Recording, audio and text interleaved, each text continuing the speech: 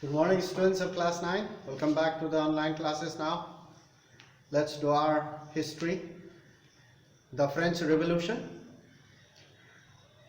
During 17th century, French society was divided into three classes: first class, second class, third class.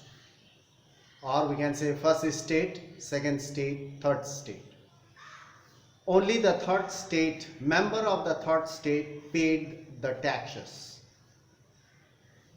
All the activities of the country relating to money was supported by the third state. Only first class, second class they did not have to pay the taxes. That was the privileges they enjoyed. Privileges means benefits. First class and second class, first state and second state enjoyed the privileges that they did not have to pay the tax. And the third state, consisting of 90% of the population, were people of the third states. Mostly they were poor, they were landless, they had to work in the field of the landlord, and they had to pay the taxes. Now we can go through this, the French society during the 18th century. So far we have studied about the three states, first, second, third, and we have talked about third state paid the taxes, and first state and the second state enjoyed the privileges by birth that they do not have to pay the tax. They were not allowed to pay the tax. They were exempted from paying the taxes. They were given privileges, benefits. And most of these first and second states were nobilities, clergies, ministers, high officials, and the relatives of the king. They were first states and second state. Now, all the members of the third state had to pay the taxes. Member of the third state had to pay the taxes. That is called tally. Their language. The taxes. We call them taxes. We call it taxes. But in France, it was called tally to the state country. There are two different words. Here STAT, state, means country, and ESTAT, state, means group, class. So a number of other taxes were also levied. Levied means charged. Apart from paying taxes to the country, to the king, collected by the feudal lords, ministers, a number of other taxes were also charged on things of everyday use.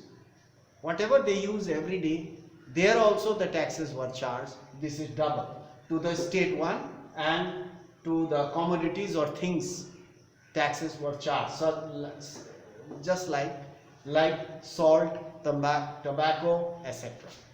Whatever they use every day, taxes were charged or levied on things of everyday use. This is second. Third, the church. Church means the clergies, the priest. The church too extracted, means took its share of taxes. The church also charged them taxes called tithes. Tithes, not tithes. Tithes from the peasants. So that means the peasants or the third state had to pay taxes 3 times on 3 things. One to the country, second to the everyday commodities, things, and the third they have to pay to the church also. They were overburdened with taxes. The burden of financing activities. Financing activities means such as building roads, maintaining armies, medicine, infrastructure, education, health, requires money to maintain. So the burden of financing activities of the country fruit taxes was borne, shouldered by the third estate alone. To maintain the financial activities of the country, the third estate were overburdened with taxes. With their tax money, the country was run. Even the king enjoyed in the palace. The ministers, they used to get the salary. Education was given to the children. Hospitals were maintained. Armies were maintained. They require money. And the money comes from the taxes paid by the third estate alone. Now that is about 1.0 French society during 18th century. The society was like this. Now here, 1.1, the struggle to survive. To survive, maintain life, to keep on living. People had to struggle. They had to work very hard in order to earn a little bit of money. And that money also they had to pay taxes on various things. Taxes to the country, taxes on things, and taxes on charged by the clergies, church. The struggle means they had to work very hard, fight to survive. Now there are 4 points over here again. The population of France rose from 23 million in 1715 to 28 million by 1789. The population was growing rapidly. The population was increasing at a very fast pace. So,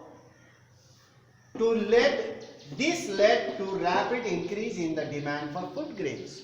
As the number of mouths increased, as the number of stomachs increased, as the number of people increased, there was a great demand for food grains.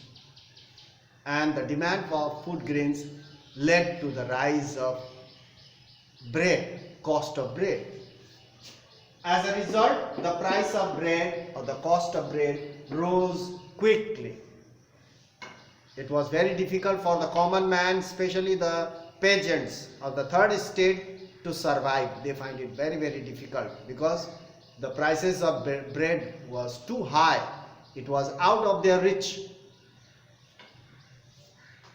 So now the daily wages. Daily wages means the whole day they used to work and in the evening they used to get the money. That is called daily wages. Wage. Every day they used to get the money after working. The daily wages of the workers did not keep pace with the rising prices or the rise cost of bread. The daily wages, the money the peasant used to get after working whole day, the money was not sufficient. It did not keep pace. Pace means equalize or to go along, go hand in hand. It did not equalize or it did not keep pace, the speed. The prices of food grains are rising and the wages are far below. It did not keep pace. Pace means together. So, the daily wages of the workers did not keep pace with the rise of prices. Rise of prices were far ahead and the wages were far behind. It did not keep pace. If the wages were increased, then it can keep the pace. But the wages were very low and it did not keep the pace along with the rise of prices. So something to be continued. We'll meet in the next class and continue some more. That's all for today. Thank you for watching. Stay safe. Be wise enough to use your time wisely. That's all for today. We'll meet in the next class. Thank you.